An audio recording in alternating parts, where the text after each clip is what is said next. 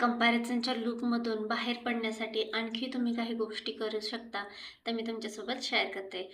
तर first, social मीडियातून बाहेर पडा. सोशल मीडियापासून थोडंसं लांब राहा. जेव्हा सोशल मीडिया पाहता आणि तुम्हाला कुठेतरी तुम्हाला लो फील व्हायला लागेल, तेव्हा ब्रेक घ्या, अकाउंट म्यूट करा. जास्त वेळ सोशल मीडिया जेव्हा लो फील होईल तेव्हा पाहू नका, तेव्हा निसर्गामध्ये फिरून या. सेकंड, की तुमच्या ध्येयावरती फोकस करा. तुमचं ध्येय काय आहे, त्यासाठी काय प्रयत्न करायला हवेत त्यावर लक्ष द्या. आणखीन एक तुम्ही एक गोष्ट करू शकता, की तुमची तुलना ही तुमच्या कालशी करा, की आज तुम्ही कालपेक्षा काय बेटर केलंय. तुम्ही आज कालपेक्षा जर आज 1% जरी बेटर असाल ना, तर तुम्ही एका वर्षात तुमच्या स्वतःपेक्षा 365% तुम्ही तुमच्या मागच्या व्हर्जनपेक्षा बेटर असाल.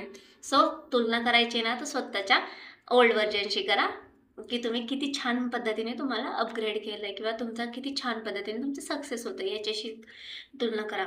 आणि सगळ्यात इम्पॉर्टंट म्हणजे स्वतःचं कौतुक करा. आज छान अभ्यास केलाय ना, तर हां, मी आज छान अभ्यास केलाय. स्वतःला एक ट्रीटमेंट द्या ना. जशी एखाद्याचं सिलेक्शन झालं, एखाद्याच्या म्हणजे छान गोष्ट आयुष्यात झाली, तो यशस्वी झाला, तर आपण त्याला ट्रीट देतो ना, तशी स्वतःला ट्रीट द्या. जर तुम्ही एक छान अभ्यास केला, एखादं छोटंसं स्मॉल जरी विन झालं असेल ना, स्वतः सेलिब्रेट करा. कोण नसेल सेलिब्रेट करायला, तर स्वतः जाऊन आईस्क्रीम पार्लरमध्ये जाऊन एक आईस्क्रीम तरी खा ना.